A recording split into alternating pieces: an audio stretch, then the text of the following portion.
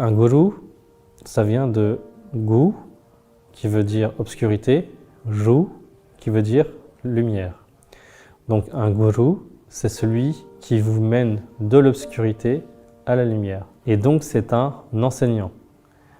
Il y a les élèves, les sikhs, et le maître, le professeur, le guru. Guru Nanak Dev Ji est le premier guru du sikhisme, c'est lui qui a fondé le sikhisme.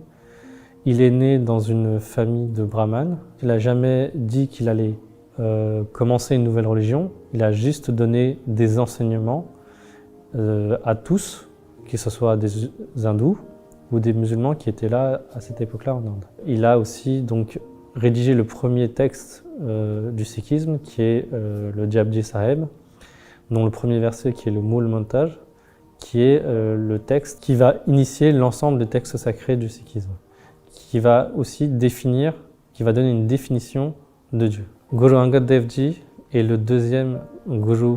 Il a passé beaucoup de temps avec Guru Nanak Dev Ji à le servir, à l'accompagner, et il a mis en œuvre tous les enseignements de Guru Nanak Dev Ji. Il a institutionnalisé l'éducation. Guru Angad Dev Ji a créé un nouvel alphabet, le Gurmukhi. Il faut savoir qu'en Inde, à cette époque-là, donc vous avez deux traditions spirituelles, qui est l'hindouisme et l'islam.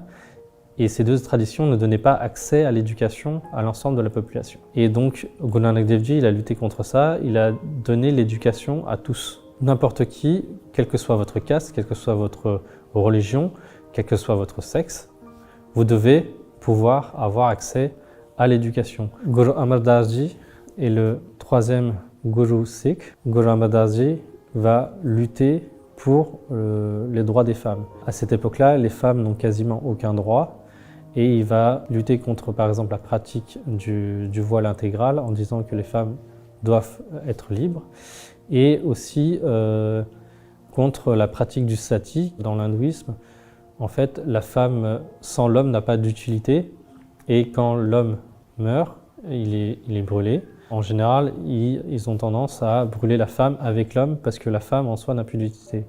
Alors, Guru Amar Das Ji va dire non, la femme a le droit de continuer à vivre, elle a le droit de se remarier, elle a le droit de travailler pour survivre en fait, tout simplement.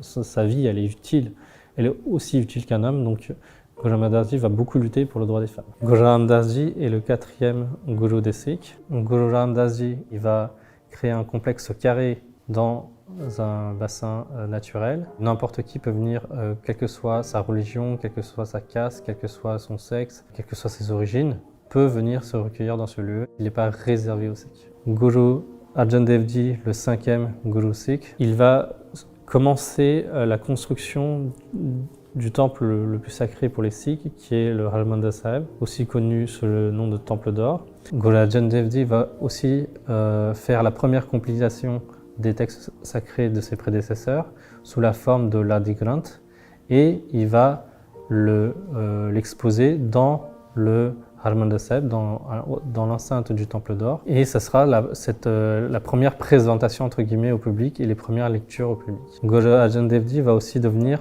le premier martyr sikh. L'Inde est occupée par l'empire moghol. Voyant l'influence des gurus sikhs grandir et les hindous et même des musulmans suivre les préceptes du sikhisme, ils vont avoir peur et ils vont avoir cette action-là d'essayer de tuer le leader sikh, le guru Arjan Dev Ji.